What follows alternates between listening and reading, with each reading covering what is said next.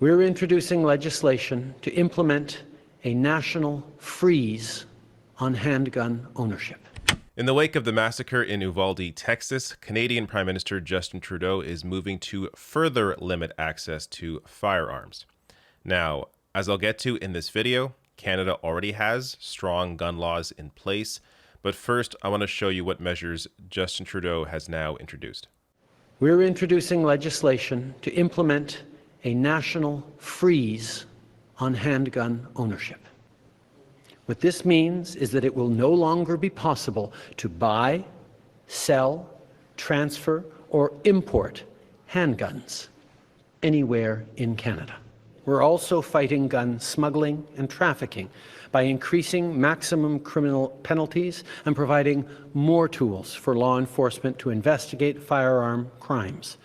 And will require the permanent alteration of long gun magazines so they can never hold more than 5 rounds.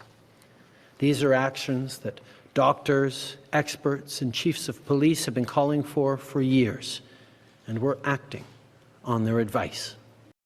All right, so I'll get to my thoughts on these new measures in a minute here. First, just to be clear, these are only a couple of the new things that are being introduced here. So a national freeze on handgun ownership, only applying to potential new owners of handguns, and also increasing penalties for gun smuggling. But also, Mendicino confirmed that the government would be proceeding with a mandatory buyback program for the over 1,500 assault-style weapons the government banned 2 years ago, including the AR-15. He said the details will have to wait for consultations with industry on compensation and likely won't be available until the summer.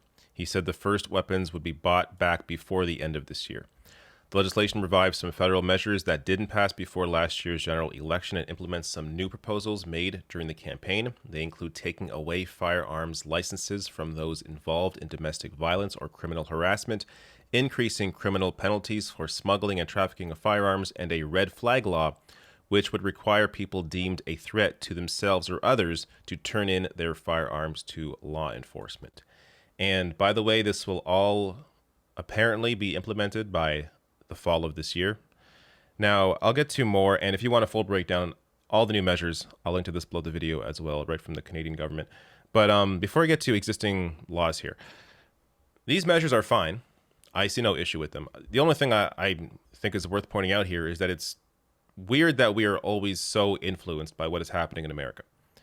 Now, I get in terms of culturally, we are very, similar, but for the Prime Minister to use the event in Uvalde to introduce new measures now in terms of gun reform, to me is a bit odd, considering the restrictions that already exist would have already limited someone like the shooter in Uvalde to be able to access a firearm.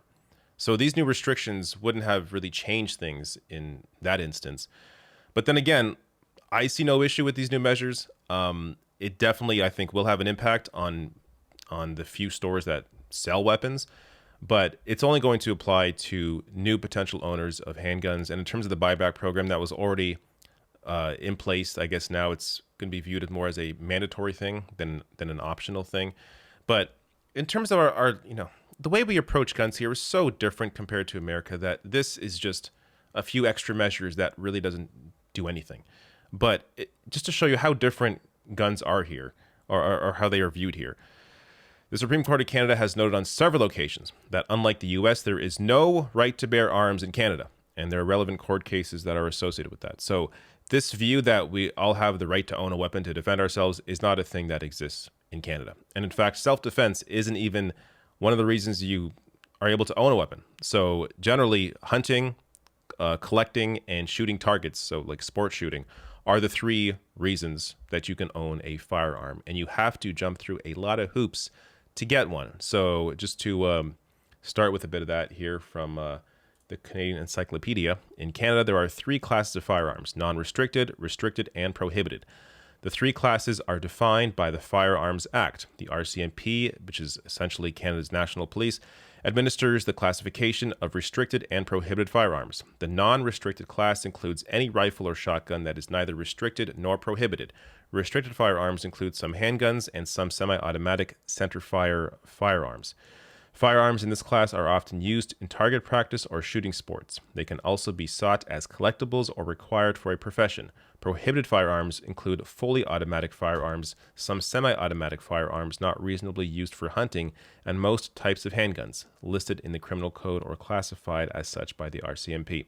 Handguns are either restricted or prohibited. There is no such thing as a non-restricted handgun in Canada.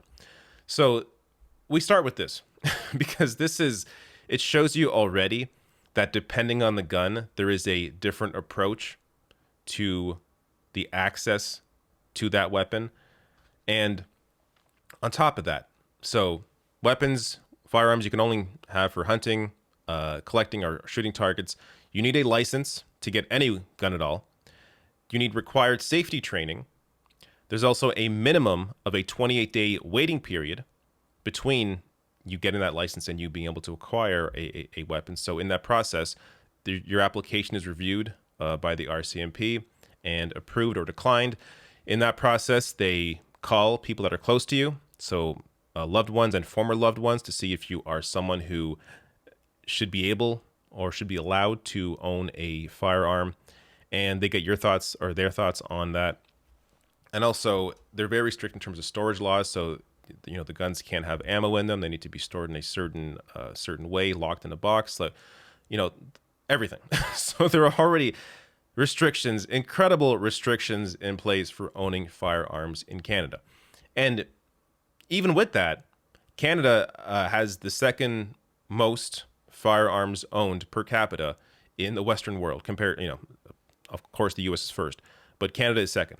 So all these restrictions in place, not many, very few mass shootings because of it, and still high gun ownership in Canada, showing you that these sorts of restrictions help to limit something like a mass shooting.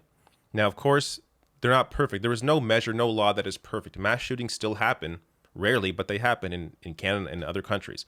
But these sorts of laws do limit the amount of times that they happen. And that is the point of implementing something like this. You're never going to be 100%, but you can limit the amount of times that something like this happens. And clearly, we've been successful here in Canada at doing that. Now, that isn't to say that, this video for me is more aimed at an American audience. Of course, there are things that we can discuss in terms of Canada and what we can do in terms of trying to address what leads to organized crime and getting to some of the systemic and fixing some of the systemic issues that, potentially lead to gun violence when it comes to organized crime. That's a whole different discussion for me. For me, this is really about limiting the amount of random shootings, mass shootings, self-inflicted shootings that occur. And Canadian laws already do that. This goes a little further. Great. Ultimately here, the big takeaway for me is just, it's weird that we're so impacted by American culture to the point that our prime minister reacts to what is happening in the U.S. and introduces new laws because of it, even though these new laws wouldn't do anything to stop what happened in the U.S. because our laws already exist, or the laws that already exist would have already done that.